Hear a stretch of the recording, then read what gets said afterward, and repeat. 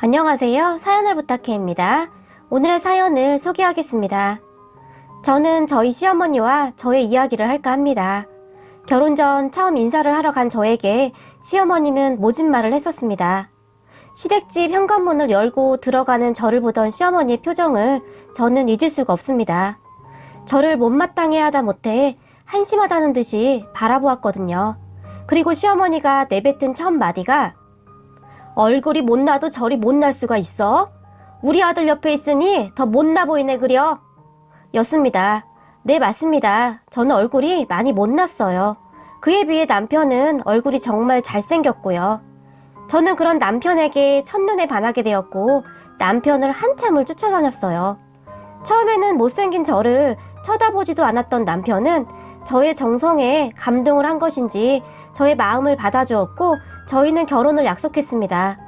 남편은 사귀는 내내 저의 간절함과는 다르게 늘 거리를 두곤 했었던 것 같아요. 하지만 저는 그런 남편일지라도 그저 좋기만 했습니다. 저와 결혼을 하겠다고 하는 것만으로도 감사하게 생각했다고 할까요? 사람 눈에 콩깍지가 쓰이니까 답이 없더라고요. 그리고 사람이 얼마나 멍청해질 수 있는지 알겠더라고요. 그렇게 시어머니는 첫 만남에서 저를 아주 못마땅해 했고 그런 시어머니를 보며 남편은 에이, 엄마는 무슨 말을 그렇게 해. 사람 얼굴이 뭐가 그렇게 중요해? 마음이 중요하지. 우리 윤지가 얼마나 착한지 모르지? 엄마 나중에 감사하게 될걸? 윤지 같은 며느리 들어온 것을. 이라고 제 편이 되어서 말을 해주었어요. 하지만 시어머니는 그런 남편을 죽일 듯한 눈빛으로 째려보았는데 정말 무섭더라고요. 그런 시어머니의 모습에 저는 안절부절한 채 서 있었는데 시어머니는 그런 저를 보며 한마디를 툭 하고 던지셨어요. 그러니까 하는 말이요. 애가 너무 착해 빠져서 마음에 안 든다는 거요. 라고 말을 하며 다시 한번 위아래로 저를 훑어보았어요. 저는 그런 시어머니의 귀에 눌려서 더욱 주눅이 든 채 겁에 질려서 서 있었는데 남편이 그런 저의 손을 잡고는 자, 들어가자.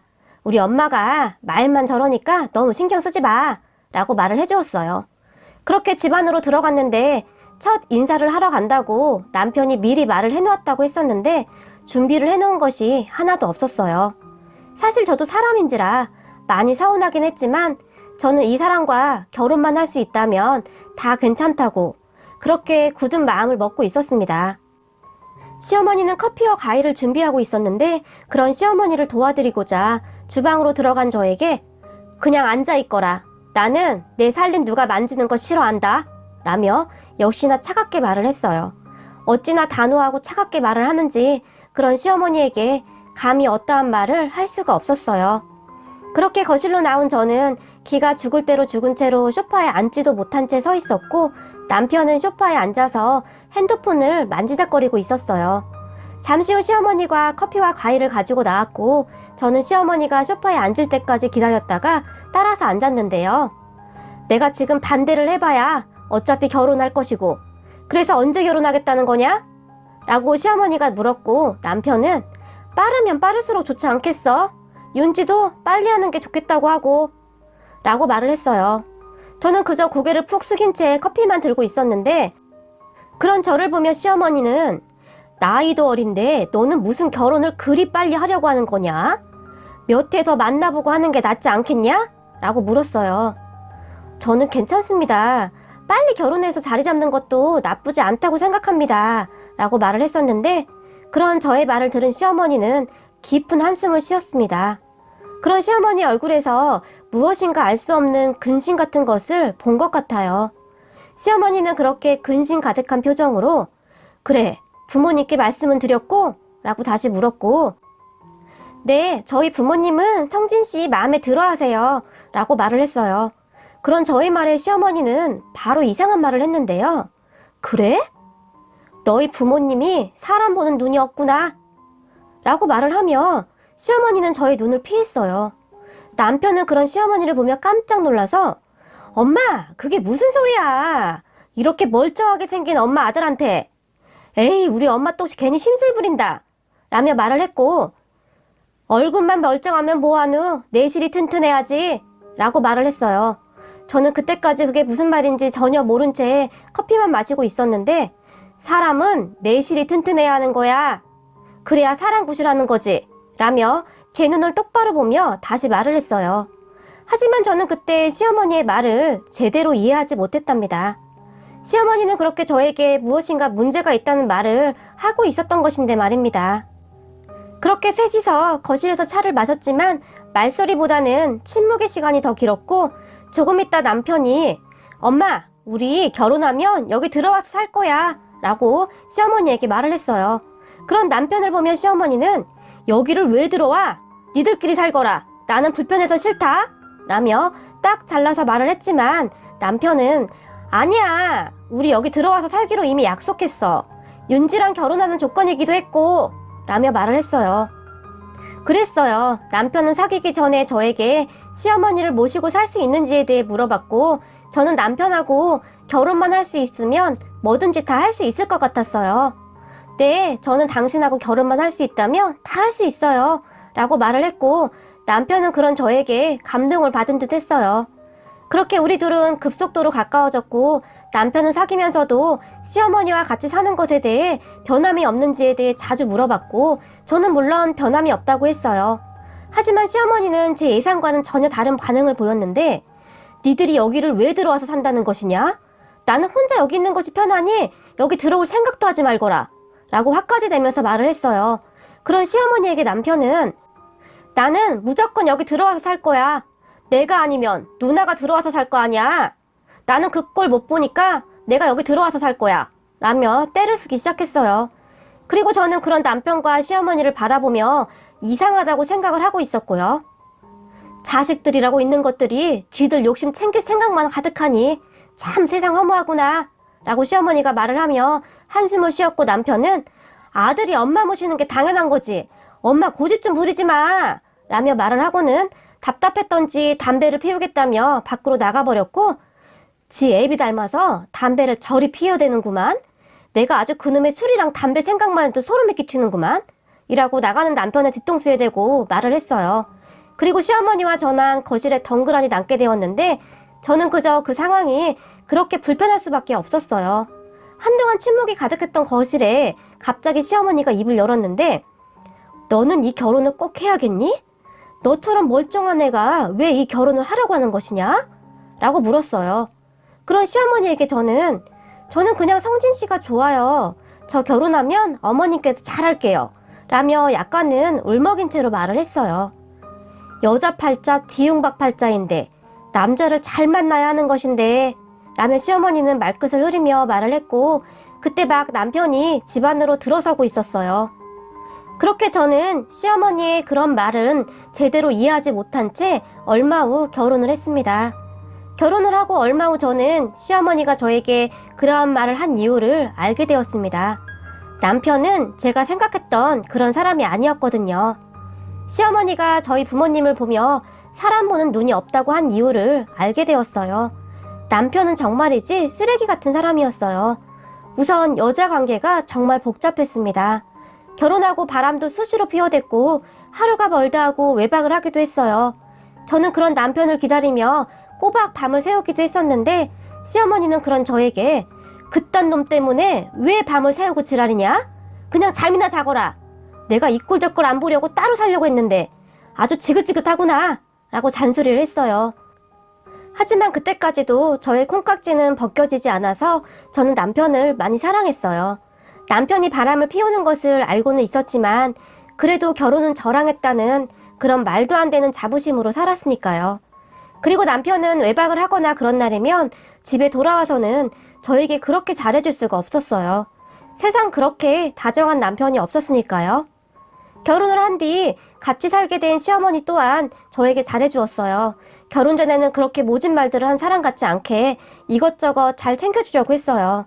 물론 말투가 딱히 살갑거나 그렇지는 않았지만 그냥 시어머니 행동에서 그러한 것을 느낄 수가 있었어요. 마트에 다녀오시면 이거 하나 사왔다. 전에 보니까 네가 잘 먹더구나. 무슨 케이크가 이렇게 비싼 거냐? 라고 말을 하며 제가 좋아하는 케이크를 사다 주셨어요. 제가 임신을 했을 때는 딸기가 먹고 싶어서 남편에게 딸기를 사오라고 전화를 했는데, 저녁에 남편이 그냥 빈손으로 들어오자 네 마누라가 딸기 사오라고 전화까지 하던데 그냥 들어오냐? 하는 짓이 지 애비를 그대로 빼다 박았구만. 네 마누라 뱃속에 네 자식이 먹고 싶다는데 그 딸기 하나를 못 사다 줘? 라며 남편에게 잔소리를 하시고는 급하게 나가셔서는 그 밤중에 딸기를 사다 주시기도 하셨어요. 그렇게 시어머니는 묵묵히 저를 챙겨주셨던 것 같아요. 저도 그런 시어머니가 싫지 않았기에 시어머니를 믿고 의지를 했고요.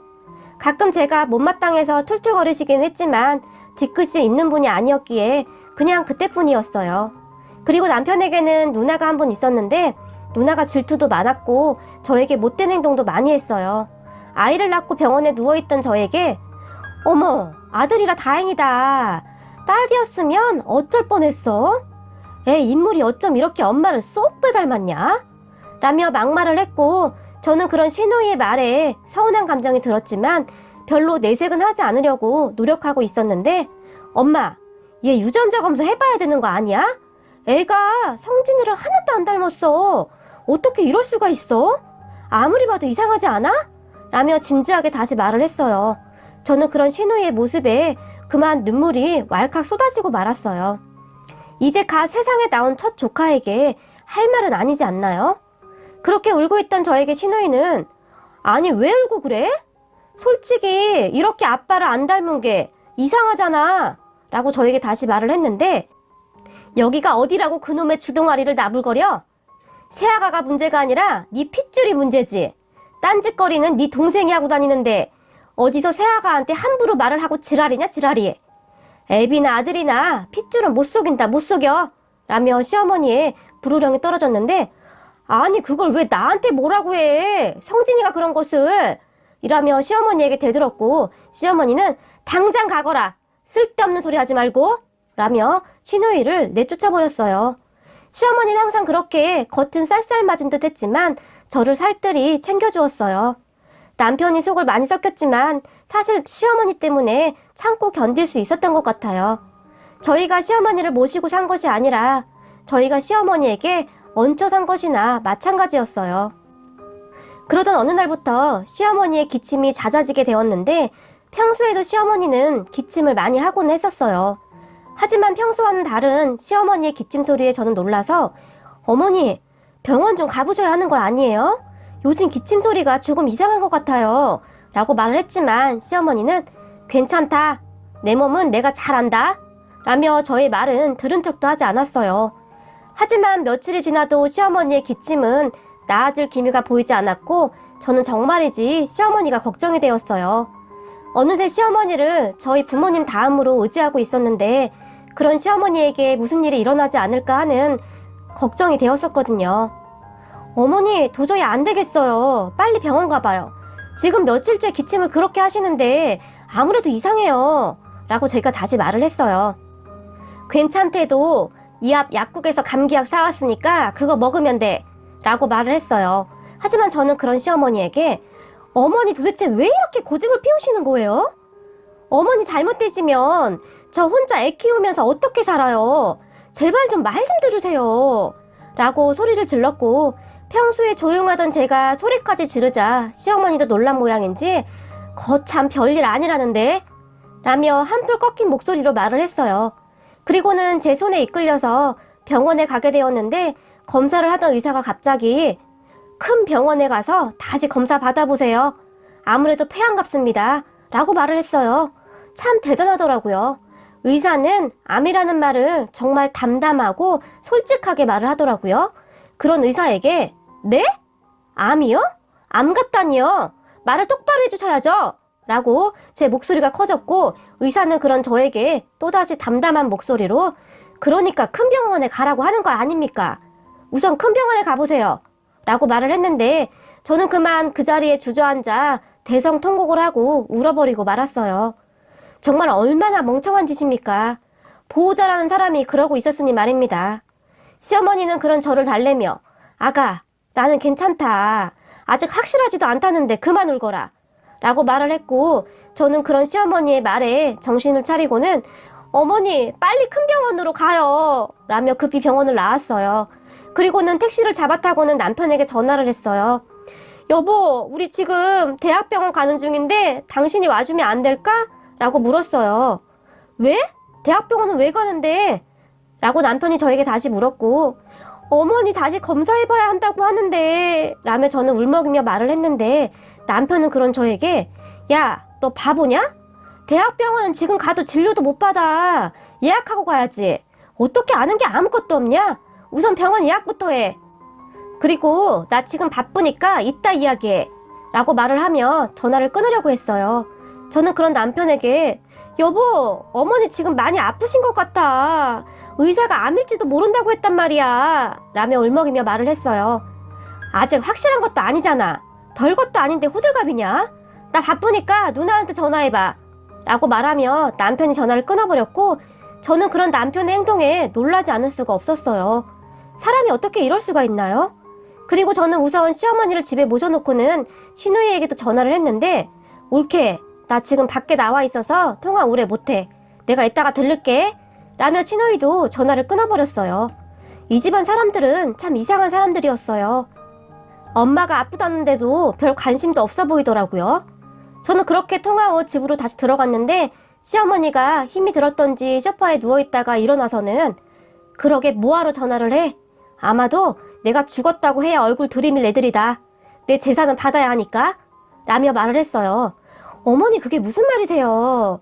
형님은 지금 전화 연결이 안 돼요. 조금 있다가 제가 다시 전화해볼게요 라며 애써 웃으며 말을 했는데 괜찮다. 원래 그런 인간들인 줄 알고 있었다 라며 웃음기 하나 없는 얼굴로 말을 했고 저는 그런 시어머니가 너무 가여워 보였어요. 어머니 괜찮을 거예요. 아직 확실하지는 않다고 했잖아요. 그리고 저 어머니 없이 못 사는데 절대 아프시면 안 돼요 라며 눈물을 흘리며 말을 했고 시어머니는 조용히 그런 저의 눈물을 닦아주셨어요. 내가 너 결혼한다고 왔을 때 진짜 네가 싫어서 그런 것이 아니었다. 너같이 착한 애가 이 집 와서 고생할 생각에 반대한 것인데 네 눈에 콩깍지가 씌어서는 이 애미 말을 듣지도 않더구나 라며 말을 했어요. 저는 그런 시어머니의 말에 또다시 눈물이 쏟아졌고 시어머니는 그런 저에게 애미야, 혹시 내가 잘못되면 말이다. 너는 이 집 떠나거라 라며 시어머니가 말을 했고 저는 그런 시어머니의 말에 깜짝 놀라서 시어머니를 바라보았어요. 성진이 내 아들이지만 사람 되기는 글러먹었고 아마도 평생을 네 속을 썩일 것이다. 어쩌면 지 애비랑 하는 짓이 저리도 똑같은 것인지 내가 저리 안 키우려고 그렇게 노력을 했는데 안 되더구나. 물려받은 그 피 때문인지 결국 사는 것이 지 애비랑 아주 똑같구나. 술버릇이나 담배 피워대는 꼬라지나 여자 문제를 일으키는 것이나 아주 그대로 빼다 박았구나 박았어 라며 말을 하다 숨이 찬 모양으로 심한 기침을 했어요. 저는 그런 시어머니를 바라볼 수밖에 없었는데 혹시 들었니? 내가 재산이 많다는 말이다 라며 다시 말을 이어갔어요. 재산이요? 아니요. 애아빠가 그런 소리는 안 했는데요 라는 저의 말에 시어머니는 내가 재산이 꽤 많다. 친정 부모님이 돌아가시면서 나한테 상속이 되었는데 그 사실을 알고는 애비가 여기 들어와서 살겠다고 한 것이야. 지 누나랑 살게 되면 내 재산 다 누나가 가지고 갈까봐 라며 말을 했어요. 저는 그렇게 알게 되었어요. 남편은 시어머니 말을 잘 들을 만한 사람을 찾았던 것이라는 것을요. 오로지 시어머니의 재산이 탐이 나서 사랑하지도 않는 저와 결혼을 했던 것이고 그렇게 결혼을 한 남편은 수시로 바람을 피워댔던 것이었어요. 제가 아무리 바보 같다고 하지만 남편이 바람을 피우는 것을 몰랐을까요? 아이를 낳고부터 남편은 저를 아예 무시하고 바람을 피워댔어요. 여자들한테 수시로 전화도 왔었고 나중에는 제 앞에서 당당히 전화를 받기도 했었고요. 시어머니 말대로 표현한다면 남편은 한마디로 개차반이었어요. 시어머니는 항상 저에게 참 너도 미련하다. 저런 놈하고 이혼 안 하고 사는 것 보면 이라며 말을 하곤 했었으니까요. 하지만 저라고 그게 쉬웠을까요? 사실 저도 이미 남편한테 질릴 대로 질렸지만 시어머니의 마음을 모르는 것이 아니었기에 그런 시어머니에게 의지를 하면서 버텨냈던 것이었어요. 그런 시어머니가 아프다고 하니 저는 희망을 잃어버렸던 것 같아요. 그때쯤 이미 남편한테 정이란 정은 다 떨어졌고 남편과 저는 거의 남남처럼 살고 있었으니까요. 그리고 얼마 후 시어머니는 암 말기 진단을 받았어요. 항암 치료를 한다고 해도 이미 많이 진행이 되어 있는 상태로 방법이 없다는 말을 들었어요. 시어머니는 이미 체념을 한 상태였고 네 시아버지가 방에서 그렇게 담배를 피워대더니 결국 나까지 죽게 하는구나. 이놈의 인간이 평생을 내 발목을 잡는구나. 라며 말을 했어요. 저는 그런 시어머니의 손을 잡고 펑펑 울었는데 그런 저에게 시어머니는 너 앞으로 마음 독하게 먹어야 한다. 알겠냐? 라며 말을 했어요. 시어머니는 그렇게 정신줄을 놓고 있던 저에게 한마디를 더 했는데 앞으로 내가 죽기 전에 처리할 일이 아주 많다. 너는 그냥 내가 하라는 대로 하기만 하면 된다. 정신 똑바로 챙겨 이겨사. 라며 제 등짝을 손바닥으로 내리치셨어요. 하지만 저는 이미 정신이 혼미해진 상태로 시어머니의 말이 제대로 들리지 않았어요. 하지만 시어머니는 제가 생각했던 것보다 정말 대단한 분이셨어요. 시어머니는 우선 남편을 불러서 저와 이혼을 하라고 시켰다고 합니다. 나 죽으면 재산 분할에 문제가 있으니 우선 네 처와 이혼해라. 라고 말을 했다고 합니다. 남편은 그렇게 시어머니의 말을 듣고 저에게 이혼을 요구했는데요. 재산에 정신이 나간 남편은 앞뒤 가리지도 않고 이혼을 요구했어요. 저는 그런 시어머니에게 어머니, 이혼하고 나면 어머니 병간호는 어떻게 해요? 그래도 제가 어머니를 제일 잘 아는데 어머니 힘들어서 안 돼요. 라고 말을 했는데 시어머니는 그런 저에게 너 내가 정신 똑바로 차리라고 했어 안 했어 이거사? 라며 소리를 지르셨어요. 저는 시어머니 소리에 깜짝 놀라서 어머니 그렇게 소리 지르시면 안 돼요. 라며 울상을 지었는데 이거사 남편이랑 이혼하는 마당에 시어머니 병간호는 왜 생각하고 있어? 내가 너 두고 어떻게 눈을 감아야 하는지 모르겠다. 이렇게 세상 물정 모르니 이 엄마가 눈이나 제대로 감아지겠니? 라며 눈물을 흘리셨어요. 저는 도대체 시어머니가 무슨 말을 하는지 알지도 못한 채 어머니 이렇게 아프신데 이혼을 어떻게 해요? 저 그렇게는 못해요. 나중에 할게요. 저도 그 사람한테 정 떨어질 대로 다 떨어져서 어머니 안 계시면 더 이상 같이 살고 싶지도 않아요. 라고 말을 했는데 너 내 말 똑바로 들어. 너는 지금 무조건 이혼을 해야 해. 내가 남은 시간이 얼마 없어. 그러니 당장 이혼 진행하거라. 내가 죽기 전에 마지막으로 하는 부탁이다. 라며 간절하게 말을 했어요. 저는 그런 시어머니의 부탁에 결국 이혼 도장을 찍게 되었고 남편은 아이에 대한 모든 권리도 포기를 했어요. 시어머니가 아이도 저에게 주라고 했다고 합니다. 하지만 저는 그때까지도 시어머니의 생각을 전혀 알지 못했어요. 그리고 시어머니는 저를 만나는 것도 꺼려 했는데요. 저는 시어머니가 걱정이 되어 전화를 했지만 전화도 받지 않았고 여러 날이 지난 어느 날 시어머니에게 전화가 걸려왔어요. 아가, 내가 이제 정말 얼마 남지 않았다고 하는구나. 이렇게 말이라도 할 수 있을 때 말을 해야 될 것 같아서 말이다. 라며 숨이 많이 찬 것인지 한참이 지난 후에 다시 말을 이어갔어요. 앞으로 너에게 많은 일들이 일어날 거야. 아마 참기 힘들기도 할 것이다. 하지만 다 견뎌내야 한다.